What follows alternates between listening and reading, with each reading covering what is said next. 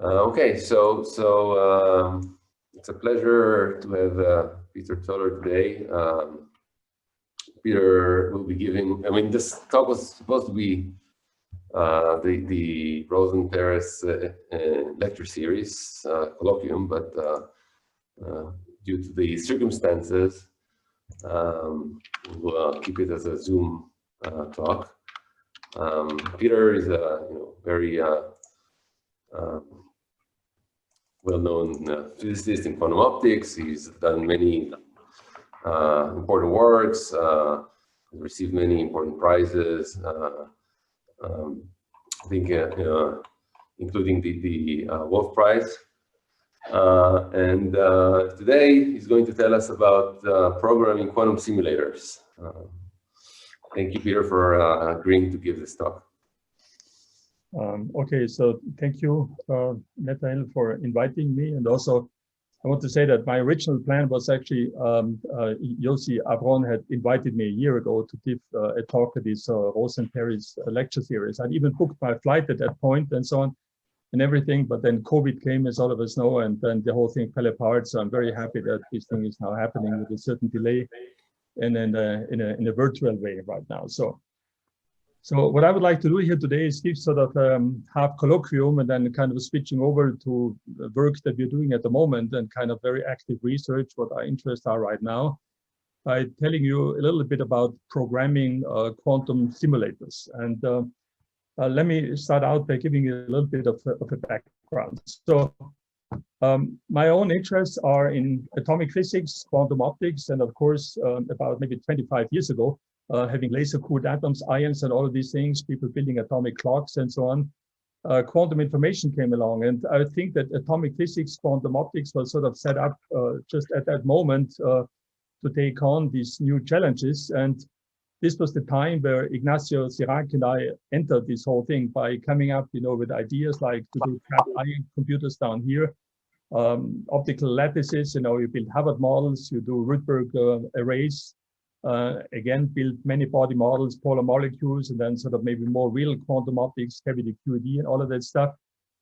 And let me sort of start out by making a little bit of historical remark here, because these trapped ion ideas, how to build the trapped ion quantum computer, they are now essentially 25 years old. And I put down here, this paper that we published in 95, and we actually submitted it in 1944 in November. And the way how these things actually happened was that, we simply went down to actually Torino. There was this Institute for Scientific Interchange that was kind of a meeting, of this early community, very small, of quantum information people. You can see here Charlie Bennett over here, Arthur Eckert, Peter Shores over here, and here's actually Asher Perez. And this is where I met Asher the first time. We were really welcomed by this community, I would say. We spent the whole morning explaining our ideas and so on.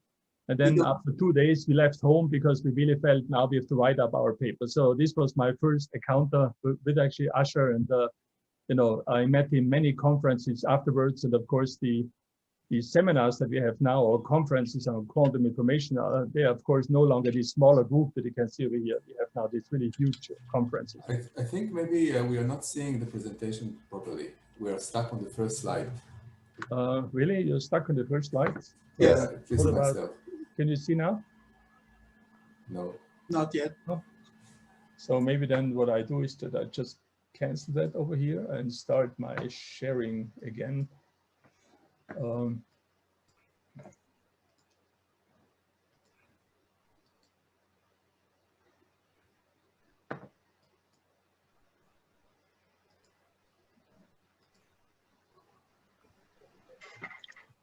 Well, now we can see Charlie Bennett and Asher Perez, etc. Yeah. You can see now. Is it visible now? Yeah, now we can see the second slide. We see the second slide. Okay. Yeah, but it's kind of we see your keynote basically. Yeah, it's not in full screen mode. Yeah, we see your desktop. You need to share a separate, a different window, the one that you're presenting your presentation in. Okay, so what I can actually try to do, because I'm using this, let me see. Sorry, this is.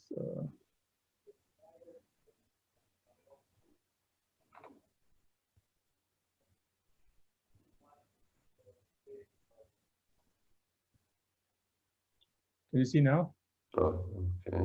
Yeah, I think now that's fine. Works like that? Yeah. When you move? That's first and second slide, yeah. Okay, so that's my second slide over here. As you can see, this was the paper here submitted in '94 with Ignacio, and just before we went down to this meeting, and here was Asha Paris, and he was part of this community. And you know, during the coming years, we always went to these meetings there, and it was like a family, a small family. And definitely in the meantime, I would say the whole thing is actually really huge. So let me start out with sort of an overview of what I would like to talk about and lead you to this idea of what we call a programmable quantum simulator. You know, when I gave talks, maybe I don't know, 10 or 15 years ago, there was always kind of two worlds. On the left-hand side, you can see these quantum computing ideas where, say, you take a system of trapped ions, and at the end, what you would like to do is implement a set of qubits and then, you know, run some quantum gates on these things, implementing a certain quantum protocol. And then really quite on the other end of the spectrum, we were thinking about ideas to build what we call today now, and it's actually quantum similar, an analog quantum simulator, here exemplified by an optical lattice where we take standing light waves of a laser and we build, you know, potentials that are called atoms can move, which at the end then mimic kind of an Hubbard model. And, you know, one of the exciting possibilities there is to build Hubbard models with cold atoms of fermionics, spinful, maybe seeing at the end and phase diagrams like the one over here that you would sort of claim to be true for, say, a high temperature superconductor. So the spirit on the right-hand side here is much more the one of doing actually quantum many-body physics. And you have here a system on the right-hand side that really do one thing really well, which is this Hamiltonian, whereas on the left-hand side, you would like to construct a universal quantum device. So if I want to summarize, I would say that on the left-hand side, you know, the aim is really a fully programmable universal quantum machine. And we can do this in practice at the moment for a small number of qubits. And at the end, of course, require things like error correction, where life becomes really tedious. Whereas the great thing about this quantum simulator world on the right-hand side is the fact that we can actually scale these things up to a very large number of particles. But of course, it comes with a constraint that we only have a very restricted class of Hamiltonians that we can mimic in the lab. But we can do these Hamiltonians usually with a very high fidelity. So in the meantime, actually, I would say that this distinction between this left and right world over here has somehow disappeared to the extent that these quantum simulators that we have here have become now what we call programmable quantum simulator. And what I mean by that is that experimentally one has obtained now more and more controlled, say in an optical lattice experiment. And I just want to show you one example, which is the quantum gas microscope, where experimentalists at the moment are able to look at, say, single spin components, seeing antiferromagnetic phases and all of these kind of things. So microscopic control was kind of added to these quantum simulators. And this leads us to this notion of what today we call a programmable analog quantum simulator. Again, you know, look at the ions here on the right-hand side, where you take a string of these ions, you shine on a laser light in a certain way. And what you get out is essentially a Hamiltonian that you can realize. At that point, we just talk about an analog quantum simulator, realizing, say, an Ising Hamiltonian having a long-range interactions with a transverse field. That's an interesting problem. And if you want to study quench dynamics with that and so on, it's a lot of physics to be done. But, you know, programmability sort of comes in that we can add here single site resolution, like shining in lasers. And if you think about this kind of the qubit way, we are shining here single lasers to make single qubit or single spin rotations that we have an additional toolbox. And of course, also the corresponding single site readout. And there's a very similar system when you do, for example, Rydberg tweezer arrays, where you take individual atoms, you store them in an optical trap, distance something like maybe 10 micrometers or something like that. But by exciting these atoms, the Rydberg states, you can induce long-range interactions between them.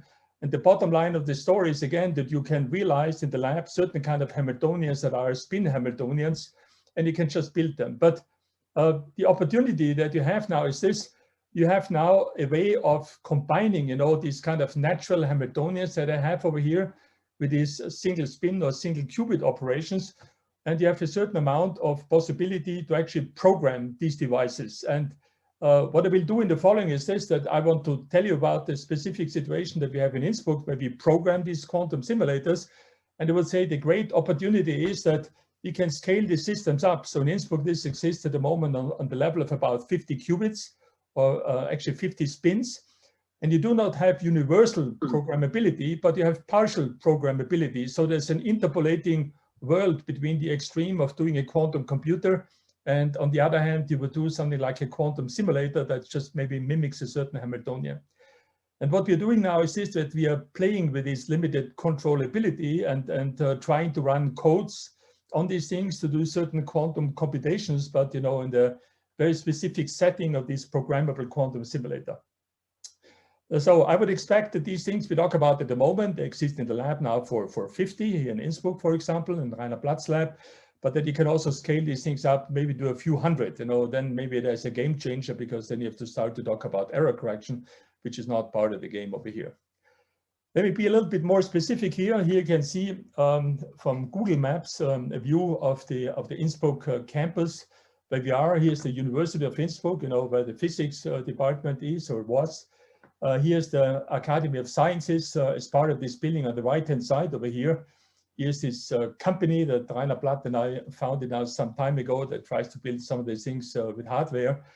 And if you go to these buildings here, in the first one, there's a little quantum computer, typically say larger than 10 qubits. I mean, they can do, I don't know, 16, 20 or something like this, and still have pretty good control doing their quantum gates and all of that. And in the second building down here, from the Academy of Sciences, we have this programmable analog quantum simulator, which for the experiments I want to show you today, taken data now close to 2 years ago, is about 20 qubits, and now there's 50. So we have not been able to program the 50 yet, because they're still working on certain aspects, but I would say that this is just around the corner right now. And you can see that for a theorist, this is a fantastic environment now in the following sense that, what theorists normally do is this, that they sit in their offices, maybe running the little computer codes about maybe some many-body problem, and you can sort of simulate these things on your classical computers, and literally you can write your code is something where you say, use quantum processing unit false, but by just switching over, we can actually send some of these calculations down to these quantum machines, say the programmable analog quantum simulator, and even more so, you can get your readout from down here that kind of comes back here in the sense of a quantum feedback loop. And this allows you then to run, quantum protocols on a machine that's actually pretty large. And you might wonder, what kind of a playground is there that you can, do some maybe interesting physics demonstrations, but also sort of, testing some of these quantum devices on the level that we were not able to do actually earlier. This is a view of the lab at IQOQI by Rainer Platt, Christian Roos. Manoj was the guy, a postdoc, who took this picture over here. This is the original 20 qubits over here. And as I said, in the meantime, this also works for 50, and first experiments were done, but we didn't write a paper so far. So I tell you now the story of the 20 qubit stuff that we did now 1.5 years ago as experiments, but it was really that we as theorists are able to program these things, and we literally can go to the lab or via the internet access these machines. And that's a story I would like to tell you now in the following. So let me now switch over to physics and talk about, say, an analog simulator. In the usual setting of analog simulation, and think about, again, ions here for the moment, we have an ion string over here, and to implement a certain Hamiltonian, and then you might ask things like, well, let's do quench dynamics, look at the time evolution of that. Initially, I got some product state prepared. It's a function of time evolution. Well, this system should eventually thermalize, or maybe not, building up a highly entangled wave function over here. This is the kind of traditional setting that we do with these analog simulators. And the way that we read out and we get our data from the experiment is that you can perform here measurements like projective measurements in a certain spin basis, like a spin up and down, here's a spin up, here's a spin down, and so on, and build up from all of these individual runs that you have over here certain probabilities, and these would be expectation values that one is actually interested in. But you can see now what a programmable quantum simulator offers you as a possibility. We can build now a certain subset of maybe not universal, but nonetheless very useful and very highly entangling gates, and a pretty scalable system where we can take, for example, our favorite Hamiltonian H, the Ising model, long range. We have tunable parameters in there and apply them maybe to the whole system. But we can then alternate, say, with single qubit rotations, and we build up here pretty complicated circuits, and you might think of the wave function that we built here as kind of parameterizing the many-body wave function, very highly entangled. In terms of a certain set of parameters, these parameters could be just the amount of time that you switch on these gates over here, or how you do the single qubit rotations over here. And this is sort of the paradigm of these programmable quantum simulators. And you can see also right away that this goes very naturally, of course, with programming this thing in the following sense that, well, we can read out these measurements and put them into a classical computer, but you can also see that we can provide then quantum feedback. So we can very naturally have here a setting where we can do variational classical quantum algorithms where we run part of these things on the quantum machine. The quantum machine gives us back certain data, and then we go to the classical computer and so on. And of course, there's one very famous algorithm that was discussed in particular by quantum chemists. I'll give some references over here, or what is known actually as the quantum approximate optimization algorithm by Fari and so on. Where what you do on this in this hybrid context is that you take a certain cost function over here that will depend on these parameters, data that parameterize your wave function that you have, and you're trying to minimize this. And the minimization or the optimization is happening on the classical machine after this readout. But of course, the right-hand side over here, the cost function itself is evaluated at the quantum machine. And you hope, of course, that you get a certain amount of quantum advantage over there. So you can see this hybrid thing of classical quantum computation. You have a non-universal quantum machine and you're trying to use it to evaluate certain things, but it's kind of a hybrid algorithm that you're running over here. And of course, when you talk to quantum chemists, the kind of thing that they will tell you is this, that, a very famous example there is what all of us teach when we do quantum mechanics, in our classes, and we talk about the variational algorithm. Think for the moment as a many-body or condensed matter theorist, that you write down maybe a very complicated spin model. I wrote it down here on the left-hand side, and think of this like being a certain target. You write down a model that has maybe one body, two body, three body interactions. And if you take this model on the left-hand side and you go to an experimentalist and tell them, oh, could you please implement this as an analog simulator? They will tell you, well, that's by far too complicated. You have here 3 or 4 body interactions. How should we do them? I mean, we have to work very hard to get something like that. The idea here in this variational quantum simulation is much more that we use a device like the quantum device up here to generate a certain family. It's not a universal, but a certain family of wave functions on the quantum device, where the wave function at the end of the day sits in quantum memory.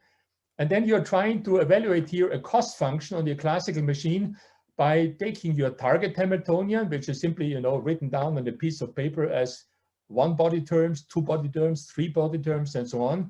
And then you're trying to measure all of these correlation functions in your quantum machine over here on the left-hand side, thus building up your cost function over here, which then, of course, depends on these variational parameters that were part of your programming, these gates that you had up here, which you then want to minimize. And of course, if you do that, you would get here an approximation, hopefully good, and probably also very highly entangled for your ground states.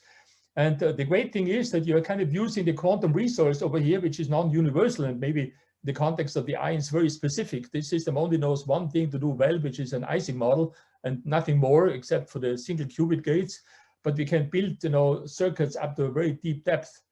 And then you just write down target Hamiltonians, and you're trying to play this game. And this is sort of the typical variational quantum eigensolver, but now applied here in the context of quantum simulation, because we would like to solve your quantum many-body problems. Peter, can I ask a question? Yes. In the previous slide, please. Yeah. So when you say that you have a feedback, do you mean that it is a feedback for the next run or for this run, like partial measurement and feedback? Okay, so I will explain on some of the following slides that what the classical computer over here does is it simply takes these classical parameters that are inputs into the quantum machine over here and optimizes in a very high dimensional energy landscape, trying to find the minimum. So the classical computer runs a classical optimization algorithm, and we played around a very long time finding the right ones and optimizing to that. So this is a classical optimization, if you want, that we have to tailor, of course, to the specific needs over here. Whereas the right-hand side over here is just the correlation functions that you would measure on the quantum machine. I think it will become clearer in the example that I'm going to elaborate right now. So let me kind of proceed. So this was some work that we did now 1.5 years ago, and we call these things self-verifying variational quantum simulation of lattice models, where we played this game. And I want to show you now some of these results. And at that point, it was now 20 qubits that we had, and now it's 50 in the lab, but we haven't run the algorithm there yet. We are very close to. We make 10 to the 5 calls, from our classical computer to the quantum machine, to this, a programmable quantum simulator. And we typically have a circuit depth, of 6. So the limitation is not that the quantum machine cannot do more, but if you have, a layer more depth circuits over here, it also means more classical parameters. And the real bottleneck, of these classical quantum versions of this optimization is really the fact that you want to optimize on the classical machine your set of classical parameters data. And this can be very expensive if you do it right, but I will show you afterwards briefly how we do this kind of things. Okay, so now we need a physical example, and at the moment I'm sort of giving more a kind of a technology perspective for programming, and so I will not try to sell the underlying physics here, why this may be interesting or not. We look as a model here, the Lattice Schwinger model of one-dimensional quantum electrodynamics, which is kind of a playground in atomic physics for doing lattice gauge theories, and there have been, of course, many ideas around and also physical proposals. But for us, it was kind of a test case. Let me just mention with this slide here what the underlying physics is. When you do quantum electrodynamics and you put this on a lattice, you have here a set of sites. Think of this like being the vacuum. And then you can fill these sites by electrons, positrons. And when you do what we call staggered fermions, you sort of associate with odd and even lattice sites the occupation by an electron, positron, and so on. And of course, having fermionic configurations like this over here, you can always make a Jordan-Wigner transformation, rewriting these things as a spin. But of course, the interesting part in a Schwinger model is, of course, the fact that we also got a quantized electric field. There's no magnetic field. There's just one dimension. This is sort of part of the triviality of this model, if you want. And I've indicated these things by these arrows over here. It's a quantized field where you have, quantized matter as sources. And also sinks, for this electric field. And of course, the relation is that we have what we call the Gauss law, that the divergence of this electric field is equal to the rho, which is a charge. So the simplicity of the Schwinger model is, of course, and this is behind the exact solution that you can do for mass equal to 0. And Schwinger became actually famous for these things, that you can eliminate in this particular case here the electric field here completely. But if you do that and make all of these transformations, what you get out is a very, very ugly spin model, because you got long range interactions that come from eliminating your gauge fields and so on. So we'll not be interested in, in how this model now looks here very specifically. And, there would be a lot to say about symmetries. Let me just say that for the game that we want to play now, the following on the left-hand side, we have now a model which is very complicated. It's sort of simple to the extent that it's a spin model only having 2 body interactions, but it has actually very long range interactions that are encoded in these matrices over here, and they are highly non-trivial. So if you ever think of taking your quantum simulator on the right-hand side and implement what you have on the left-hand side, there's just no way of doing these things easily. But we can play our variational quantum simulator game where we say, well, the left-hand side is for me the target Hamiltonian. On the right-hand side, I got a quantum resource.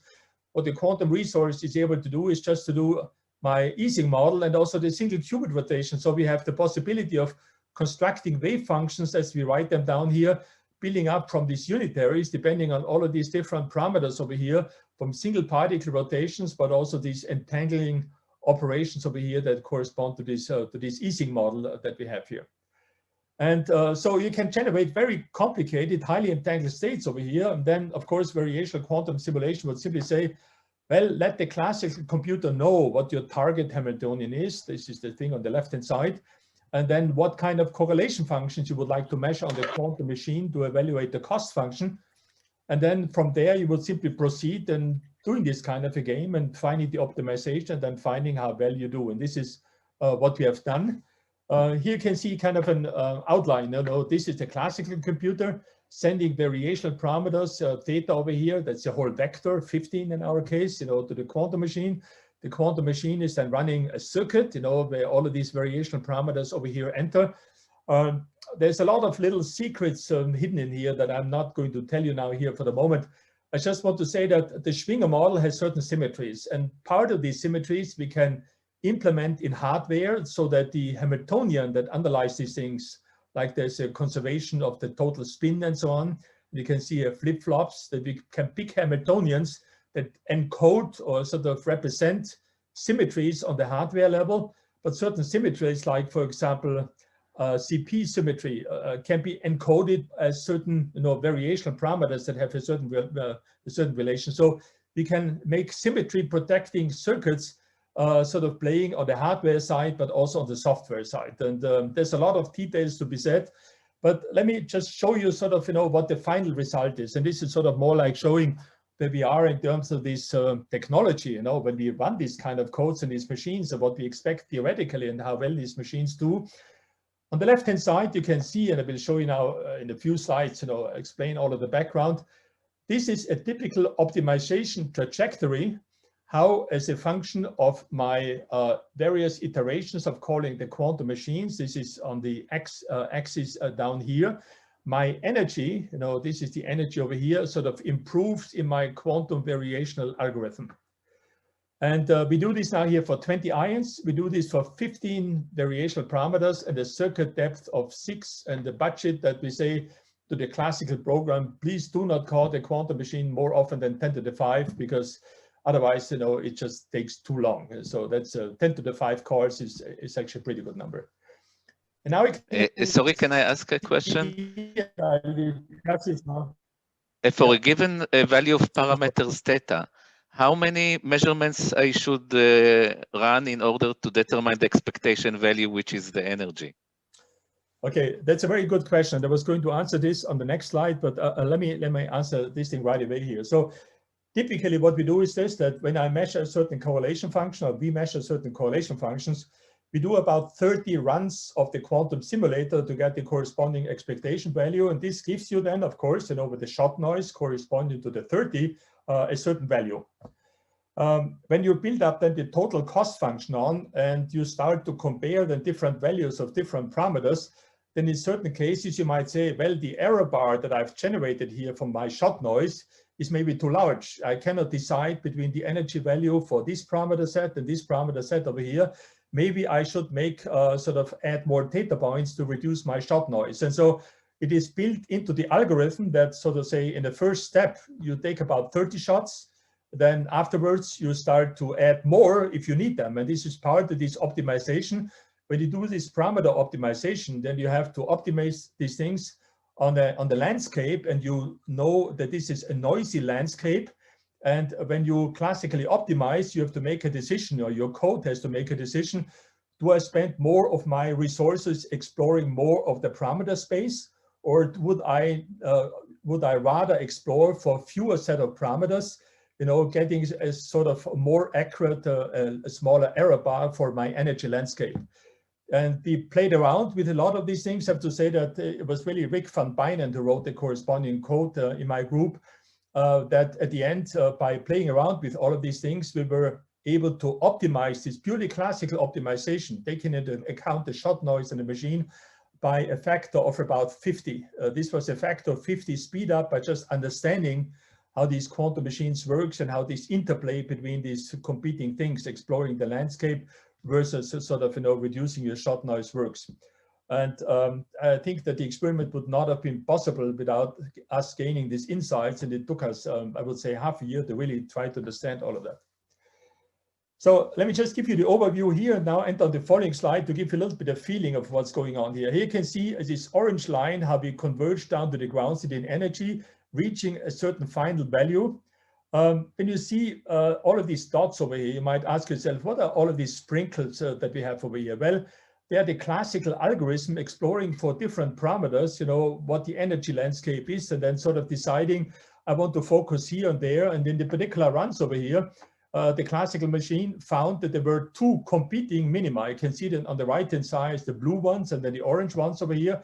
They were competing at the end. Actually, the orange one won over here. It was not much difference in energy, converging to an energy value that was above you know, the exact one. You can calculate, of course, for this small system, this thing exactly. Our energy is above, and we got a finite system. So there's a finite energy gap, this E1 over here. This is the exact classical, and this is sort of the exact ground state here, first excited state. And this is what you actually converge, you know, in this set over here. Of course, all of these things between contain a lot of various data points over here. And I'll come back to this wave function fidelity now here in one moment. Let me just enter now in a little bit more detail the discussion of what's actually going on here. So as I said, there's two kinds of things that you do when you do this optimization. There is one part that simply corresponds to the fact that you have you explore globally. You know, we got 15 parameters, and you explore in the, you know, in a parameter space with 15 parameters. This is a huge classical optimization problem, and you do a global optimization here. And this is all of these sort of global optimizations trying to identify where could the local minimum then be. And then there's sort of a second part in this code, which is the optimization that you, once you found a certain minimum, how this thing that sort of focuses in and starts to look at competing minima. You know, this is this orange versus these blue dots over here. So these sprinkles that you have, that you see over here, sort of, you know, there's some real physics behind these things in the sense of this classical algorithm. Here's a snapshot in the middle. When you take it out, when we compare what we expect from our classical simulations without any decoherence, I should say, at this point, and the quantum machine, what it produces, I'd have to say that we were actually amazed how well the quantum machine performed in terms of the comparison with the classical context over here. What was really astonishing for us was actually that, you know, when you do these kind of things, you can do, you get at the end out a set of classical parameters. And then we can do something on the theory side and ask yourself, how does the experimental and the theoretical fidelities compare with each other in the following sense? Suppose that I take over here the classical variational parameters and I put them into a theoretical simulation where I'm taking the experimental parameters, but I calculate on my classical computer for the small system sizes we have here with 20 particles, we can still do that, and calculate the overlap with the ground state over here. With the exact theory. And I mean, quite amazingly for me, you know, we get 85% overlap in a Hilbert space, which is in principle 2 to the power 10, you know, modular certain symmetries, of course, which we have over here. So you can see that these things really work, you know, amazingly well. There would be a lot of things to be said about this classical optimization, but I have more things to talk about today. So let me move on and just show you what kind of in our context, I would say the real highlight was of this work, which was that normally when you run these things on a quantum machine, you know, variational quantum simulation gives you a certain energy value, this minimum over here, which we minimize. But of course, what you also would like to have is the quantum machine also giving you a corresponding error bar. So what's the error bar over here? Can the quantum machine also compute an error bar? And there's at least conceptually, in practice, sometimes pretty tedious to implement way of doing that. I guess all of us know that if you measure the variance, you know, this Hamiltonian over here for your wave function that you identified as the optimal one in your variational, this is what I'm writing down here, that this variance, if psi was an exact ground state and this E theta naught, my estimate over here was also the exact energy eigenvalue, then this variance over here would be 0. But we can evaluate the right-hand side. You can see that gets really complicated. We have our target Hamiltonian, we square it. We got some very high order correlations, but we measure all of them and then we sort of add it up. So in this sense, one is able to measure also the corresponding variance, you know, given the target Hamiltonian and given the value that we found experimentally here. And on the left-hand side down here, you can see how this variance is a function of the iteration sort of goes down, you know, until this final value that we have over here. And what was very exciting for us was to see that we could measure the ground state experimentally, you know, within variational over here. We could, by similar algorithm, measure also the first excited state variationally. You can construct that by running first excited state variational algorithms. These are these two lines that you can see over here. And also the corresponding error bar. We see indeed that the error bar for the ground state is smaller than the distance to this first excited state. So in this sense, we were really sure that we got the ground state. And of course, the error bar could be better and it's very expensive. You can see only 8 ion and 10 parameters. Otherwise, it became just very costly, you know, in the corresponding time. But that's a beautiful example of a quantum machine calculating something It does it approximately, but it also gives you the corresponding error bar for doing that. And for me, the amazing experience in all of that was how accurate this quantum machine really behaved relative to the theoretical simulations that, of course, in this context, we are still able to do. So I've given you so far now more kind of a technological overview, but let me now switch over to entanglement, entropy measurements, and these kind of ideas. But I want to show you now here a last plot in the context of this Schwinger model, which is that I would like to show you what happens with variational quantum simulation when it crosses a quantum phase transition. In the Schwinger model, you can do one game that only theorists can do, but experimentalists, of course, in real quantum electrodynamics cannot. Suppose that I give you a mass, of electrons and positrons, and the mass m plotted down here. If I take the mass very positive of my electrons and positrons out here, then it means that that the ground state, the vacuum of my system, basically it's just the bare vacuum. And when I move with my mass smaller and smaller and smaller, I start to mix electrons and also positrons as virtual excitations. And if you take the mass negative, there's here a quantum phase transition, and the quantum phase transition simply means that you get the rearrangements of your spin representing the vacuum sort of on one limit over here to just the opposite one, where spin up and spin down now in our physical model means that you have got a Schwinger model over here where electrons and positrons sit at these lattice sides. And in between there's a quantum phase transition, and you can write down an order parameter for this thing. This is measuring now the quantum order parameter on your quantum machine and comparing this thing with the exact calculations. But the interesting part about this story was that we're also able to measure the Renyi entropies, entanglement in the system. And if you bipartition your system, you can ask yourself the question, how deep a quantum circuit do I have to take? That means adding more and more entanglement to the whole story. And it turned out that, that this entropy that we are able to measure simply means that if I go close to the phase transition point, intuitively that's very obvious, but it's so great to see this happening in an experiment. We had to take deeper depth circuits in order to represent the amount of entanglement which was needed in this context. So at this point, you might ask yourself, how do we measure that? And let me now sort of turn over more to the science part of my talk and tell you a little bit about that these programmable quantum simulators enable us to do also some interesting new physics. And this is now turning to, can we measure, quantify entanglement?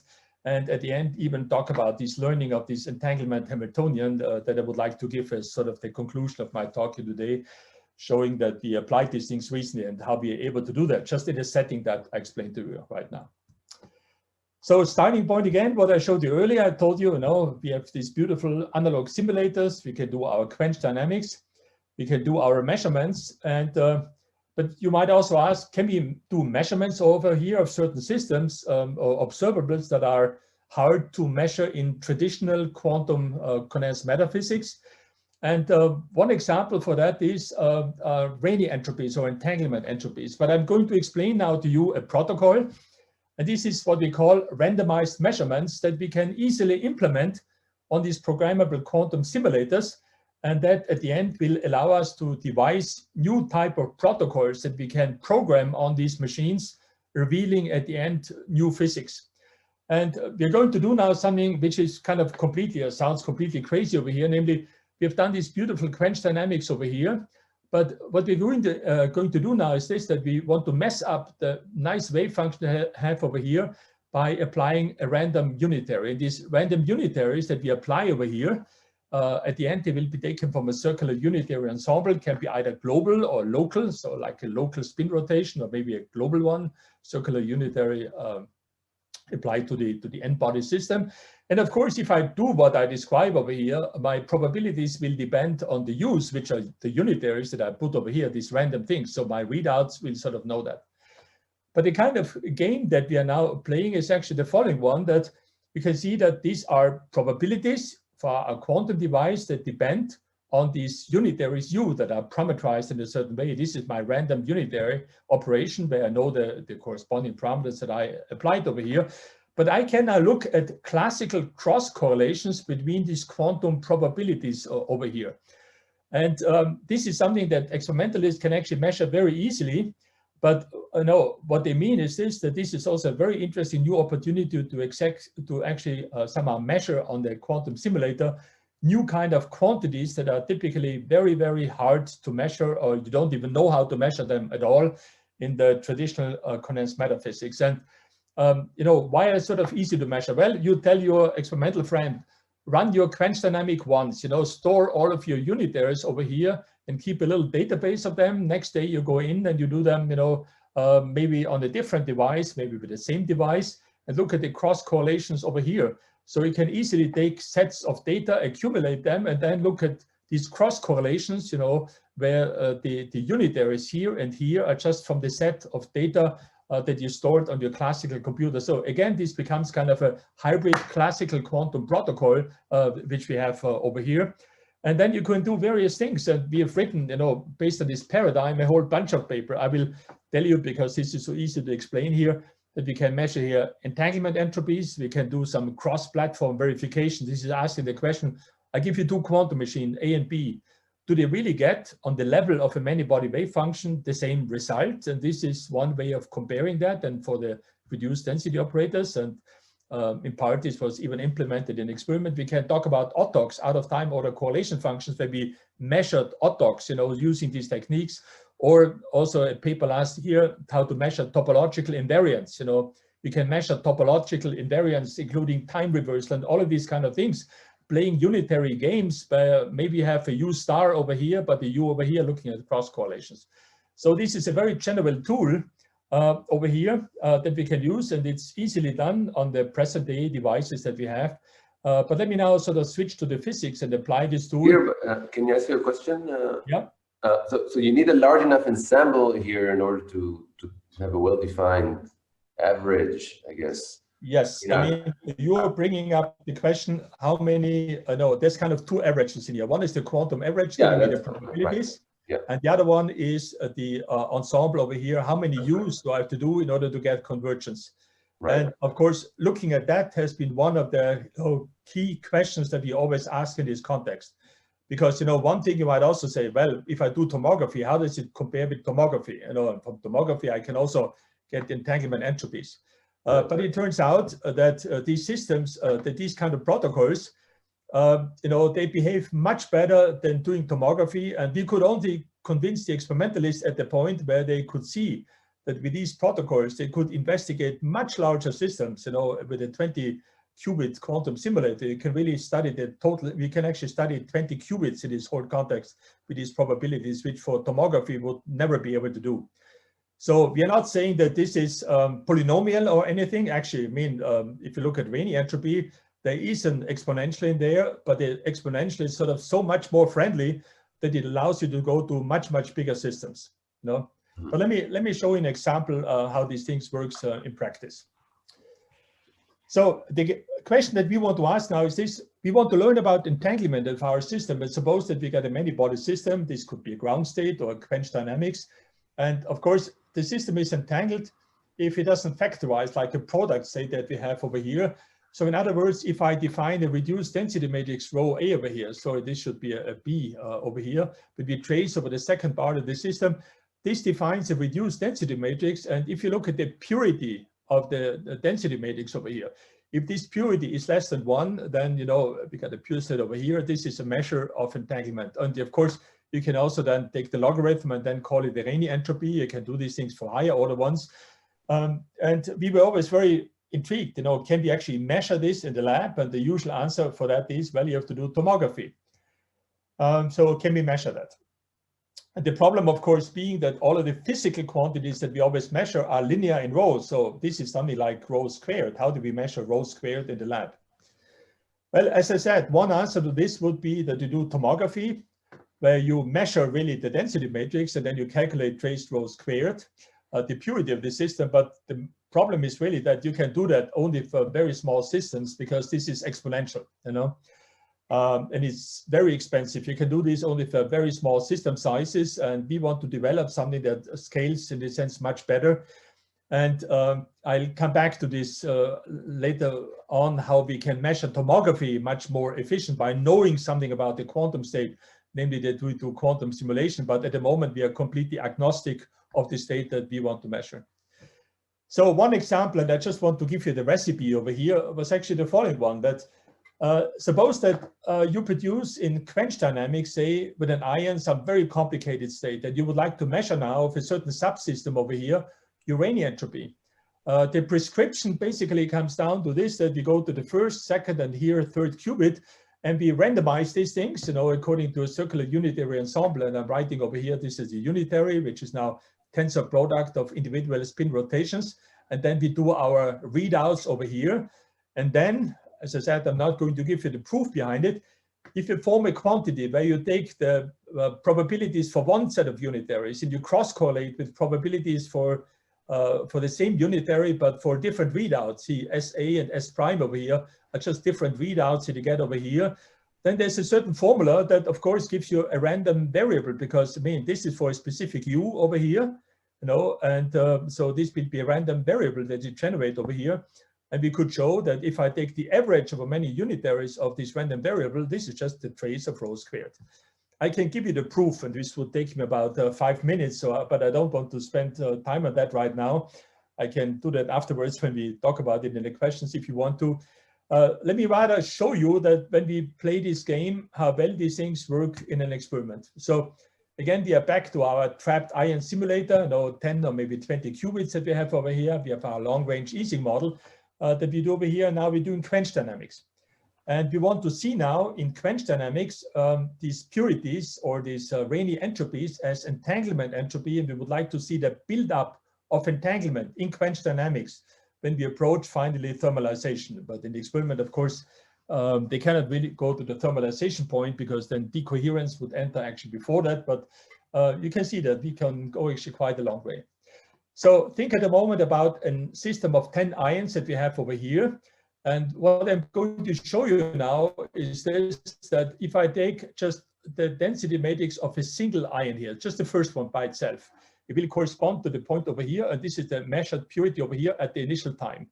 But then if I take a system of two, the first one and the second one, I take the corresponding reduced density matrix, calculate the purity or measure the purity, it would be the point over here. Until I go to the total system and I look at the total system over here, density matrix squared, purity, I get the last point over here. So ideally, this is the time t equal to 0, you got a product state in a quantum simulator. If this experiment was perfect, it should just be 1 over here. And you can see that there's a certain error over here that has to do with the preparation and also measurements and so on. But the interesting part is now what comes when we evolve the system in time. And you can see that there's a total, when we start evolving with time, you can see how the purity kind of reduces. The total system here remains approximately what it was initially. If I time evolve in quench dynamics, a system which is isolated, it's supposed to remain in a pure state. And you can see that indeed time evolution here doesn't change that. But if I bipartition the system, say 1/2, maybe I take 5 qubits over here, so just in the middle over here, then you can see what's happening, that we got a loss of purity. And if I convert this thing here then to Renyi entropy, you can see a pure state would have Renyi entropy 0. And of course, entanglement entropy is manifest over here, that you have this kind of a bell-shaped curve, and you can see how the entanglement sort of grows as a function of time. And this was really the first quantitative measurement of these kind of things in a quantum many-body system that was enabled with these kind of protocols. And you can do that also for all of the subpartitions, and we could show that they are entangled. And this sort of gives you the flavor of these protocols that we can do. And this was for us actually the first example. In the meantime, we have done much more. We have done this out-of-time autocorrelation functions. There was an experiment measuring that. Topological invariance has not been measured yet. This would be extremely interesting, and so on. So it's kind of a toolbox which is tailored to the experiments that experimentalists are able to do in the lab right now. And in our case, relies on these programmable quantum simulators. So in what sense it's more efficient than tomography? If you have to, do this local unitaries in any case. Is this something similar? Like I mean, basically, what we're asking is this: how often do I have to run an experiment to get a certain precision that you specify? Right. Say for the and when we do that, we looked at the scaling, and there's of course a well-known scaling for the tomography, and we also did the same thing, in simulations, and some of these things you can also do analytically. And we also get an exponential with the system size. However, the exponential has a factor which is about a factor of 2 or even larger, 2.5 lower, than the one that you get for the tomography. So this means, yes, we are paying an exponential price that comes from this classical hybrid overhead that we have by the classical correlations, exactly as you mentioned.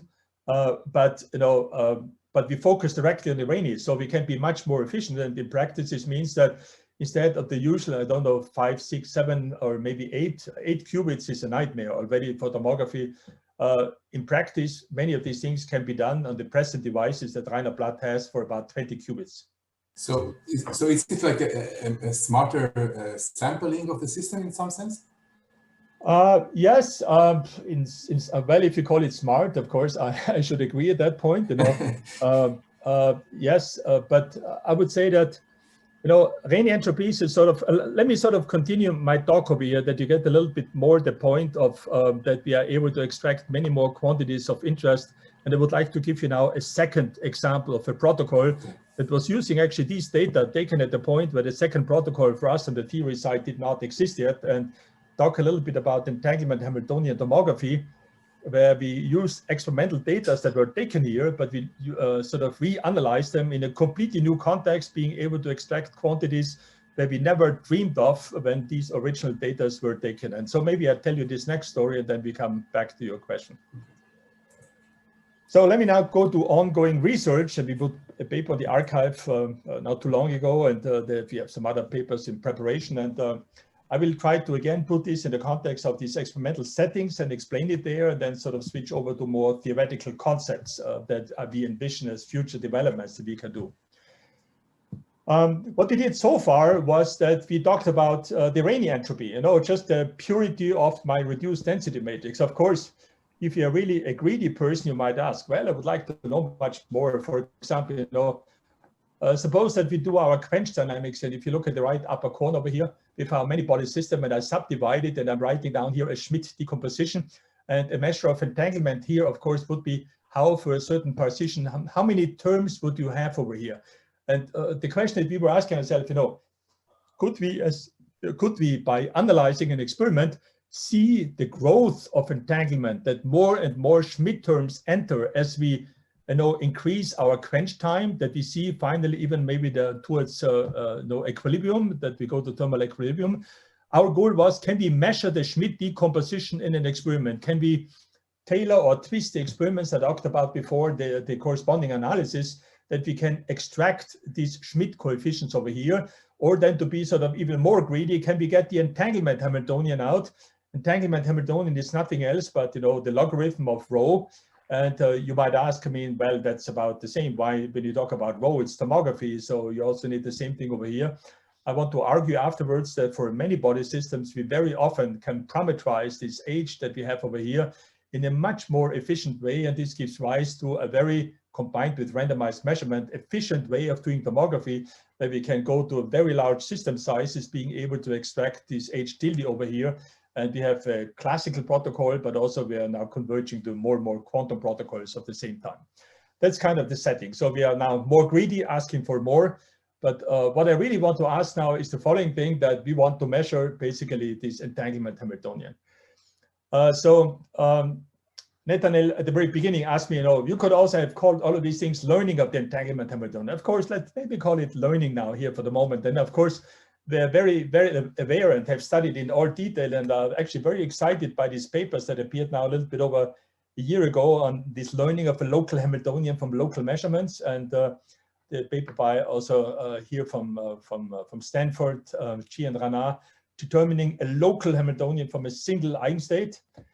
Of course, we talk about entanglement Hamiltonians over here, but many of these ideas put down here also play a game here. So I want to tell you now about entanglement Hamiltonian and learning the entanglement Hamiltonian, and we will do it in 2 steps. First, quite different from what's being done here, but then sort of learning from what's going on here. I would like to come back to that and tell you a little bit about what we're really doing at the moment, because this very much is related to stuff which is going on at Technion. So the keyword here is local, and let me try to sort of make one connection where you might ask yourself, well, you're trying to measure here an entanglement Hamiltonian, H tilde up here. is this thing local? And if you had asked me 2 years ago, I said, of course not. I mean, rho is a very complicated density matrix.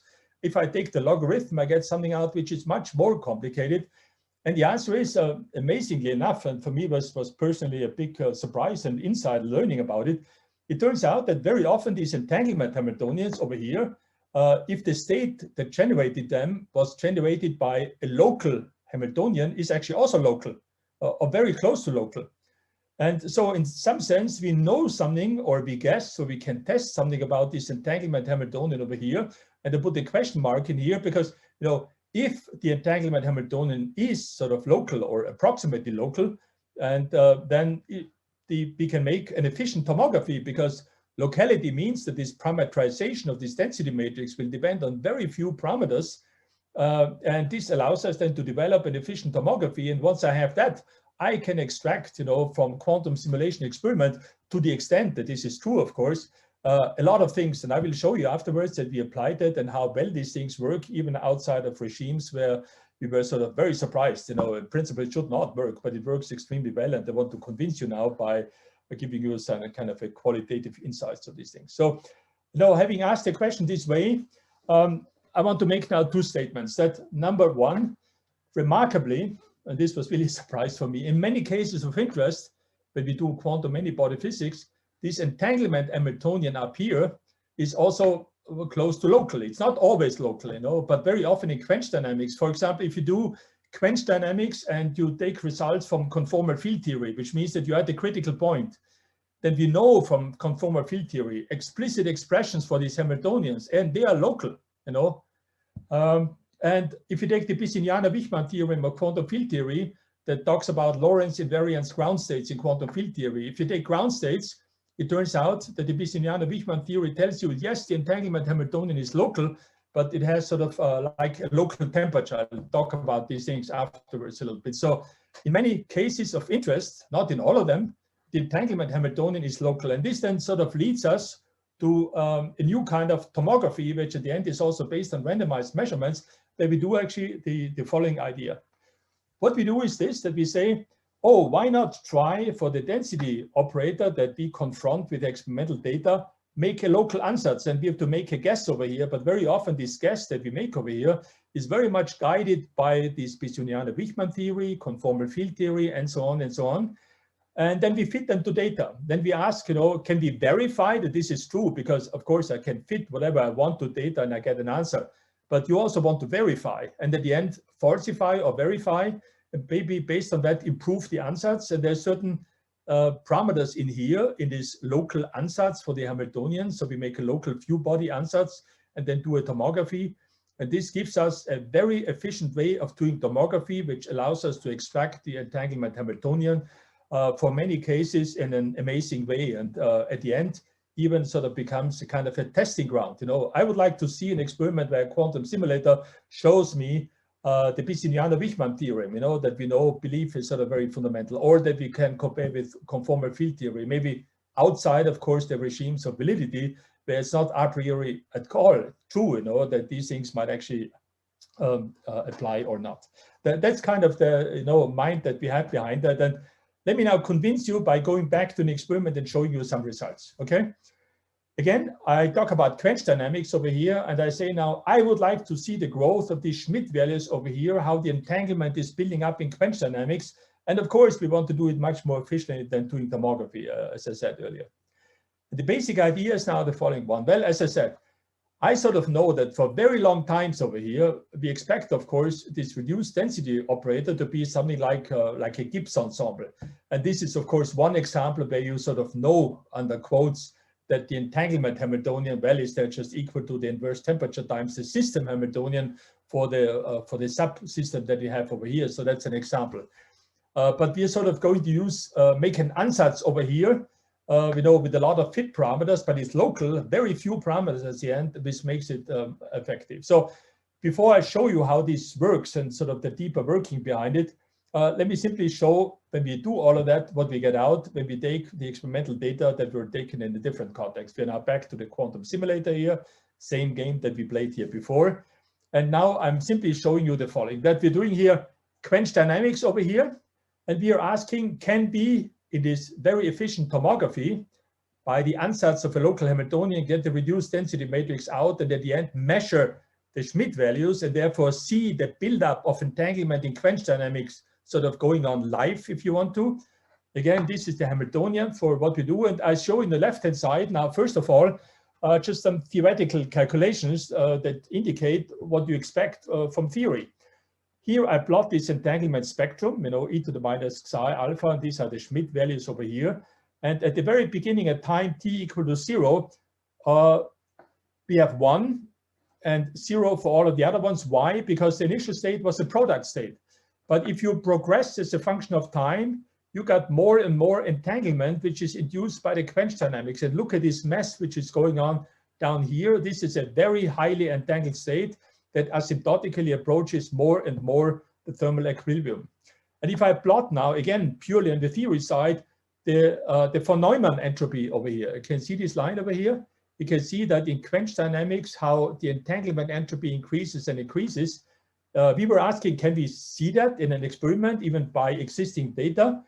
And this is the answer over here, that these are measured data from our analysis, from our techniques that we apply. You can see that we're not exactly one over here. This is this initial mismatch that we saw in here, but you can see that that these data here and here and here, they compare with theory extremely well, and they sort of reveal for a 10 spin system, subsystem size of 5. We can do that also for larger systems. We've done it for 20 also.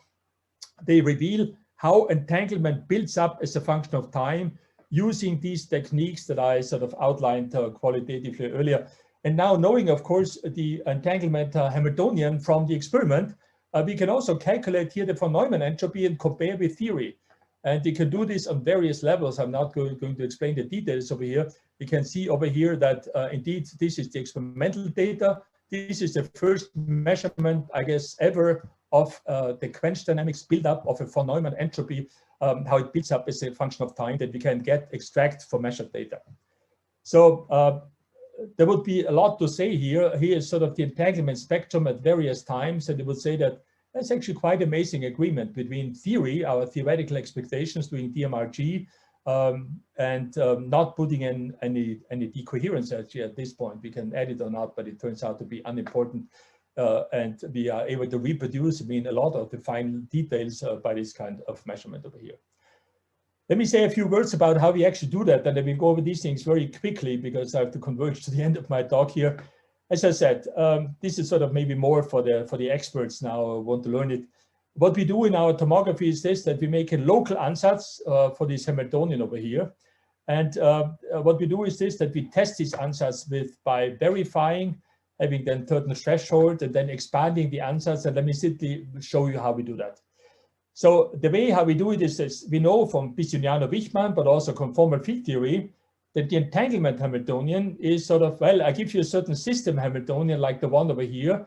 To zero order, you would sort of make an ansatz where you just write down the same Hamiltonian, but you leave these parameters, the system parameters over here, open as variational parameters. There's only a polynomial number of them, a small set, even for large system sizes. So actually this Hamiltonian depends on very few variational parameters that we want to fit at the end with our protocols. And there may be certain corrections that we can start to add then over here that hopefully will be small, but we can test actually for all of them. And then what we do, and I go here very quickly, is this, that we take our ansatz and with randomized measurement, we compare them with all of these data over here. This allows us to extract from them parameters for these Hamiltonians over here. This is just experimental fitting at this point, nothing deeper. But then what we do is this, that we can take these data over here and compare with the second data set that we developed some techniques where we can experimentally look at the cross-platform verification of density matrices. Again, randomized measurements allow you to do that. And sort of the bottom line of the whole story is that the experimental results that we get in quench dynamics, this is as a function of time over here in quench dynamics, we can see here that the fidelity is relative to the sort of to the theoretical also quantum states are essentially perfect. So we can get the entanglement Hamiltonian out from experiments essentially in perfect agreement with our theoretical expectations. And in order to do that, you can see over here, we have to add a few additional terms. to these Hamiltonians over here.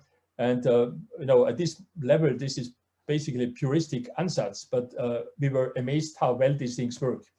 If you apply these kind of ideas for conformal field theory, and we've done part of that, you know, you can really start to test conformal field theories, their predictions, to walk away from the quantum critical point, to explore all of these regimes. And we have now the tools available to connect experiments, you know, with these one hand fundamental predictions, on the other hand really going beyond them, because you walk into the domains where you talk about lattice models and away from quantum critical points and so on.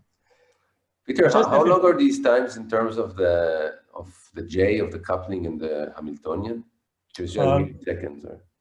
Okay, so you're asking, well, it's usually I would say that this point over here in units of J is about maybe 10 or no, 8 or something like that. Okay, thank you. I have a final few slides that are sort of getting maybe more talking to the theorists here, namely about the Bissoniano-Wichmann theory and quantum field theory, that we as theorists now see a kind of a new testing ground coming up in quantum simulators for all of these things. And let me explain sort of briefly what it is, and then show confronting our new techniques, you know, with the possibilities that we have here. For me, the Bissoniano-Wichmann theory in quantum field theory is something rather amazing. And there is a theorem, you know, but at the end we apply it, of course, in regimes where it's not supposed to be valid. Suppose that I take a physical system on the left-hand side over here, and I write here a Hamiltonian, which has a Hamiltonian density that I call here h of x. And we have an infinite system over here. We are in the continuum. We assume quantum field theories do that, Lorentz invariance and all of that. And you divide the system into a left and the right-hand part. Amazingly, this theorem provides you with what the entanglement Hamiltonian is. And the answer is sort of a very intuitive one. It tells you, take your Hamiltonian density from the left-hand side over here and write it here.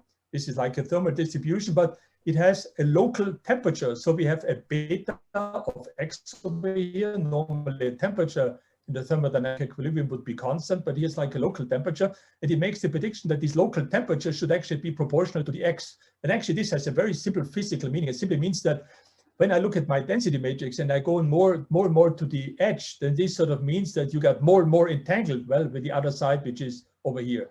But these very specific predictions that are made by that is something that on one hand provide for us an ansatz, on the other hand also a testing ground. And when we relate these to lattice models, you know, we will take a lattice model over here and then simply, you know, make our lattice parameters here spatially dependent. And then we can find that when we do theoretical simulations, this is the entanglement spectrum, sort of perfect agreement. We find that this Bissoniano-Wichmann theorem identifies topological phases in terms of degeneracies and so on.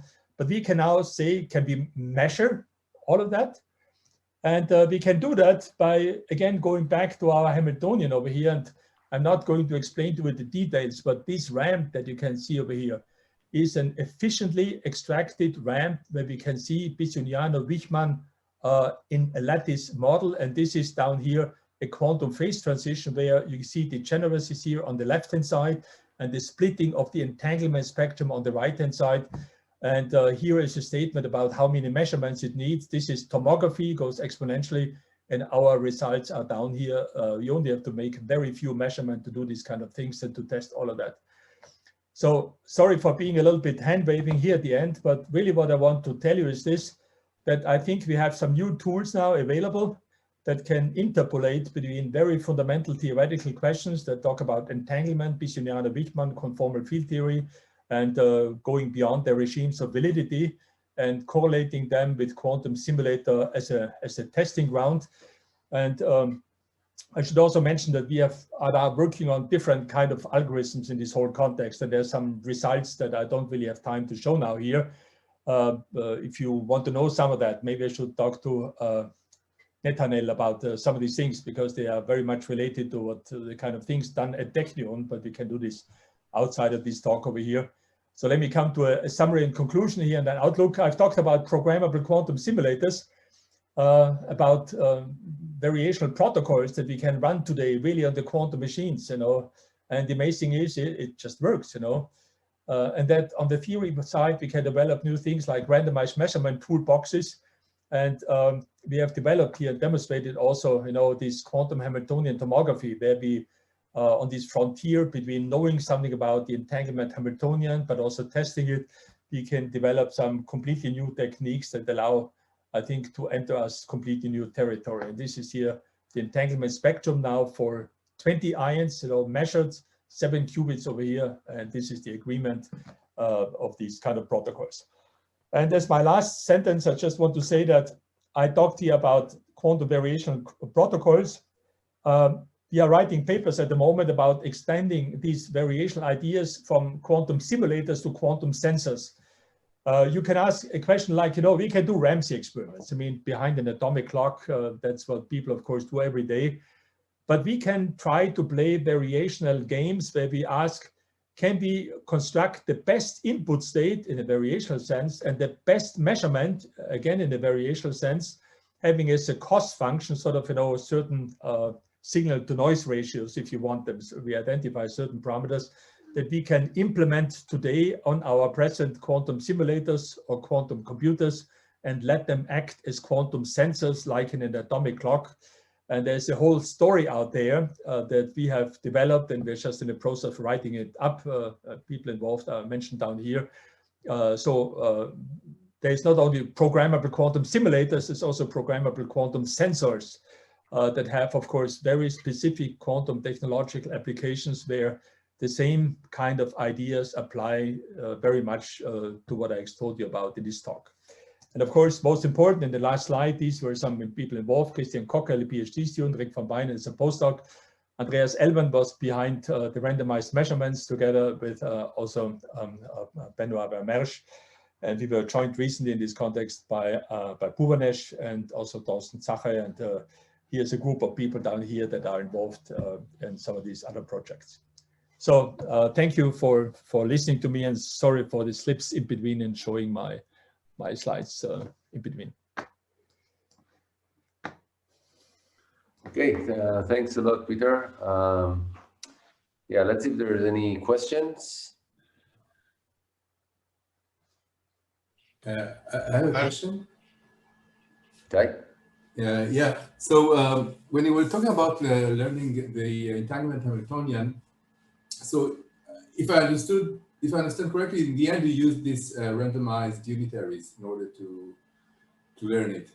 But it seems to me that we know that if the entanglement Hamiltonian is local, then you can learn it using only local measurements, right? So you don't have this problem of well, our measurements are local because what's behind these things is actually local unitaries. When we taught the experimentalists originally, we have some ideas how to generate really circular unitary ensemble unitaries that are global and on all of them. And we came up with protocols for doing that. They immediately said, no way, okay? So what all of the results that I show you are based on the fact that we are doing local unitaries. And in this sense, we're making local measurements in all of these things. But in some sense, you can directly measure the entanglement Hamiltonian even without doing any unitaries. I mean, you just measure the commutator of your. Yeah, I know exactly what you're talking about, and I even have some slides about these things that I maybe can show you in private, sort of down here about these things. Where we have a quantum protocol, sort of, we're doing something different. I know exactly what you're talking about. And we tried that out. We're doing it our own way, in a somewhat different way, and we can relate to what you are talking about for the standard Hamiltonian reconstruction, the way that you do it, also for the entanglement Hamiltonian. You don't get the complete information out in your context because there's an overall scaling factor, and the absolute energy scale is also not determined. So in our scheme, we get sort of more out. We get much more. But we can sort of combine what we do with the ideas that you developed applied to the entanglement Hamiltonian. But the way how we actually do that is that we do not look at these commutators. We apply quench dynamics. Maybe I should show actually this slide over here. Let me just maybe explain the slide for you. This is really the slide I made for you, actually. We have here quench dynamics, and what we do is the following. We have the algorithm. We have the row A, the reduced density matrix, and you, of course, look at commutators, making measurements. We apply time evolution because we know how to do this thing in the lab with the variational answers for the entanglement Hamiltonian. of course, and the hope is this, that, well, is this variational entanglement Hamiltonian up to scaling factors proportional to the entanglement Hamiltonian down here. This is our physical Hamiltonian that implemented Quench, revealing this thing over here. And then we look at certain observables, and to the extent that these observables here do not move as a function of time, we can variationally determine our H tilde that we have over here. And we developed all of that, and we applied it here to the Harvard models, and I could show you a lot of examples for that, for these things really work. So we have done that, but we have gone, I think, beyond and at the end, and also in a different way from what you are doing. But many of these things are very closely related, and I'd be very happy to talk about you, about your insights also in the context of what we do here, and about the relation to the work that we're doing in this particular context over here. Thanks. Okay, other questions?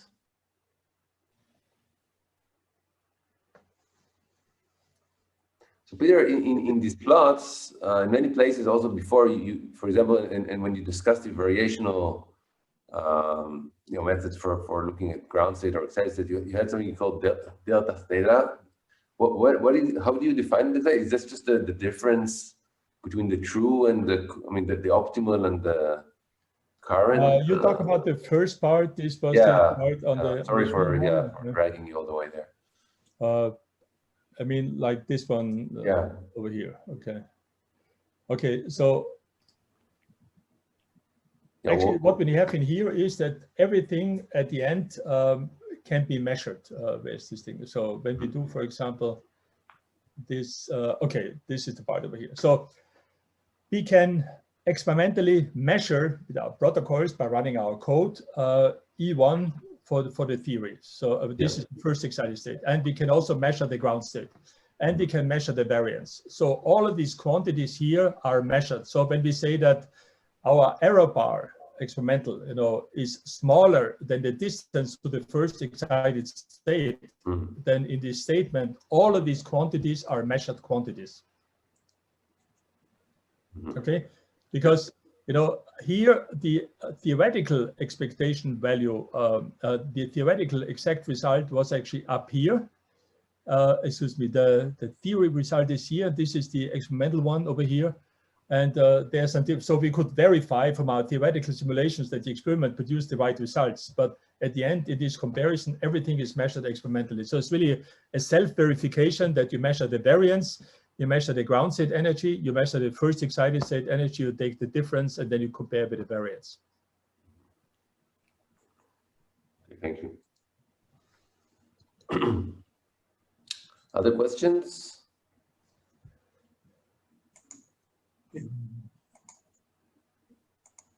Okay, Asa, again. When you do these variational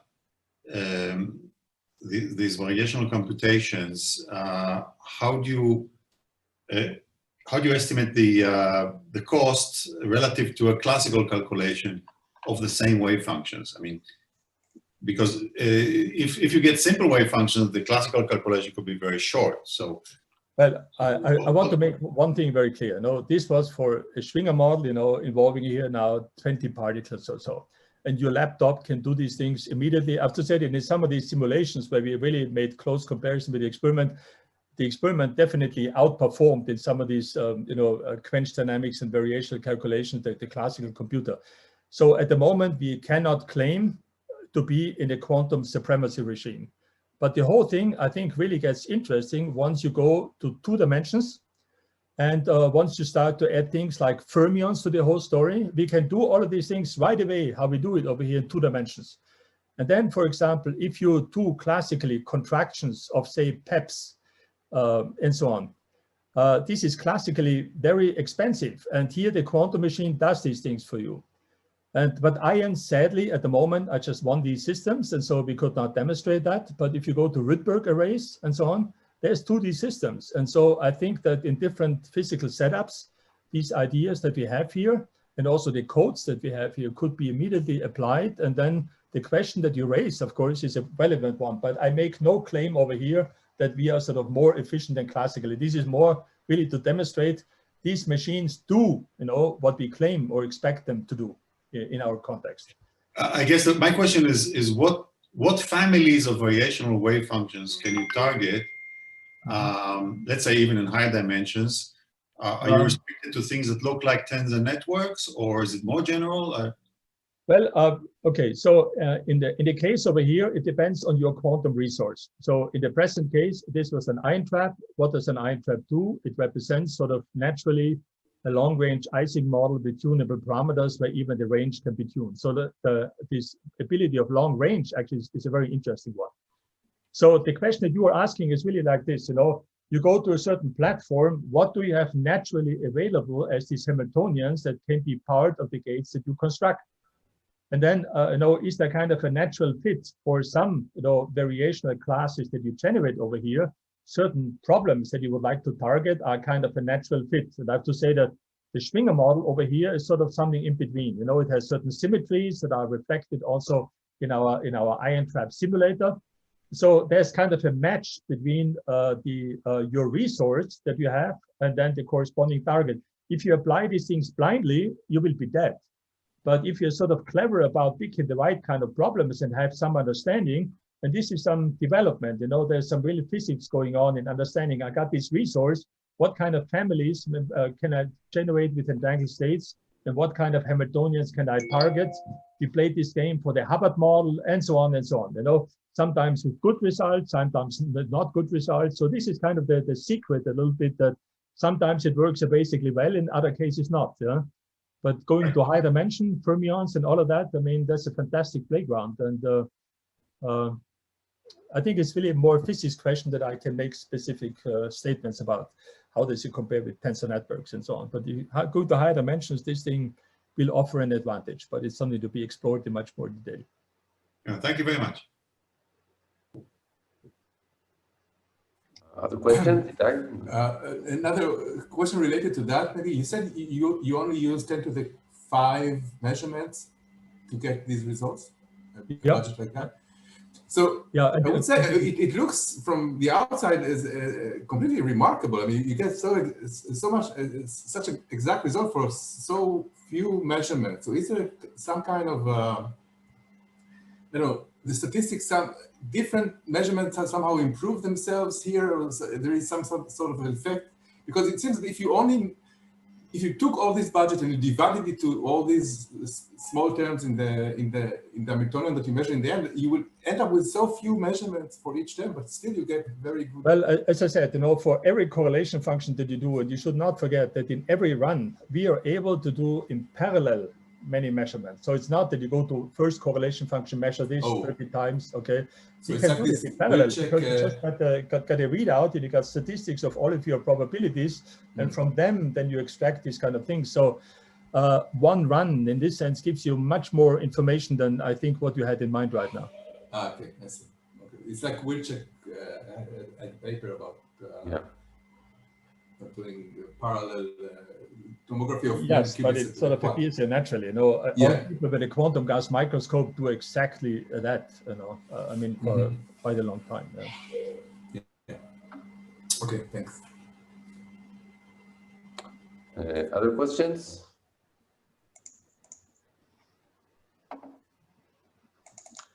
Okay. Yeah, so I think it was a very exciting talk. Peter, thank you very much. Thank you. And yeah, we'll be happy. Maybe we could set a time and we could meet and discuss the things you mentioned.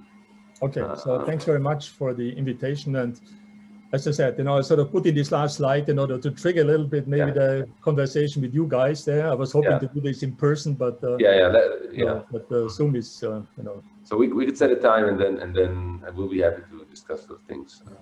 Yeah, right. And we have a lot to say in this context, and I can only tell you we read your papers pretty carefully. Okay, thanks a lot. Okay. Okay, then. Okay, so thanks a lot. Thank you, and then I say. We hope to host you again soon. Thank you very much. Thank you. Bye. Bye.